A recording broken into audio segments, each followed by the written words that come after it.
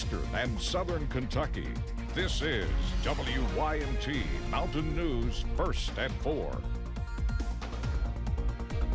Good afternoon, I'm Steve Hensley. First at 4, an update on a story we first brought you on Monday about a controversial video posted on social media.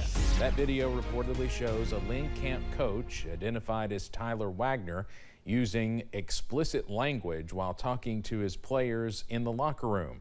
A social media post that appears to be signed by Wagner says he is resigning as the boys' head basketball coach at Ling Camp. The statement online says in part, quote, "I first want to apologize for a recent video that's been made public." It goes on to say, "I am stepping away as the head coach of Ling Camp boys basketball, resigning effective immediately." Letcher County leaders gathered in Whitesburg today celebrating a new neighborhood that is bringing new homes to flood-impacted families. WYMT's Buddy Forbes spoke to officials with Letcher County's Homes Incorporated about its new higher ground community. Homes representatives say today is about building homes and bringing hope back to Letcher County with the groundbreaking of a new development here on Thompson Branch. Officials say the groundbreaking event for the cottages at Thompson Branch is another step forward in the mission of flood recovery, with 8 new homes coming to the community. The event showed many of those homes in different phases, displaying the work it takes from the ground up and providing a glimpse at what Homes hopes to develop in the future. We were thinking about, okay, how do we go forward from the flood? How can we have impact and do things differently than we ever did before?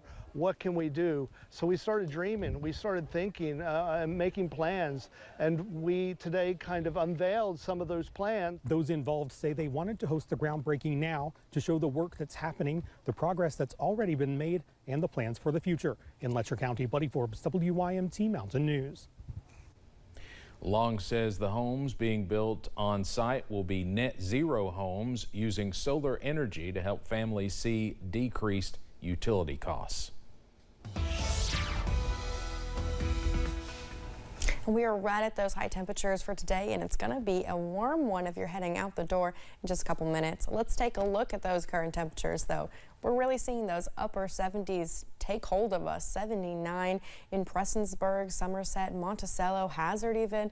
A little bit cooler as you're traveling to Wise, 72 degrees. But overall, it is a very warm day. Not many clouds in the way to interrupt this temperature either. Let's take a look at those overnight lows, though. We will be cooling down to about the mid-50s, some places a little bit warmer in the upper 50s, and some places hitting that 60-degree mark. But we are significantly cooler than this time of year's normal low, which is about 44 degrees. So definitely going to see those warmer temperatures overnight. Satellite and radar is nice and clear. We do have those little bit of clouds traveling through our area. And as we look through the next couple of hours, we'll continue to see the temperatures decrease. By the time 7 p.m. rolls around, 74 degrees, 70 by 10 p.m. and by the time 4 a.m. rolls around, 66 degrees. Steve? All right, Megan, thank you. Dramatic video out of Spain where more than 70 people have died in flash floods. It is the deadliest flooding to hit Spain in 3 decades, with torrential rains battering cities in the eastern part of the country, leaving roads and communities underwater. One town was hit with a year's worth of rain in just 8 hours. Searchers are still working to find survivors and victims as rescuers use helicopters to lift people trapped in their homes. What we are seeing is devastating. Entire villages are covered with mud.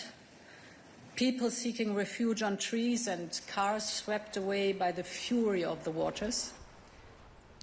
Spain has seen similar fall storms in recent years, but nothing compared to the devastation during the last 2 days. A growing number of newspapers face a growing amount of fallout for declining to endorse a presidential candidate.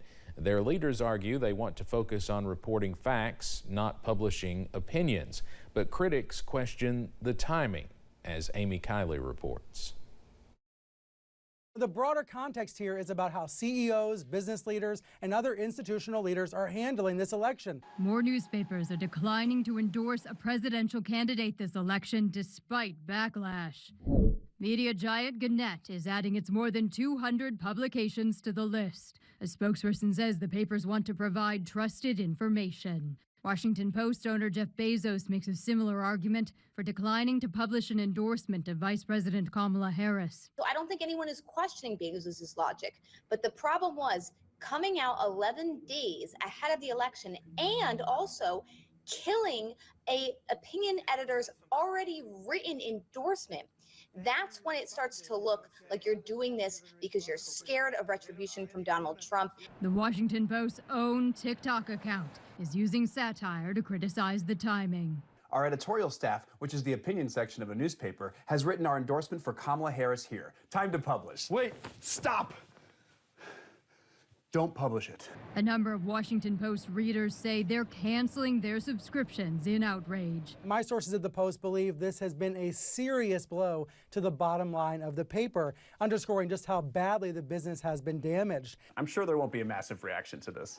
I'm Amy Kiley reporting. Bezos agrees his timing was poor, but denies a quid pro quo with the Trump campaign.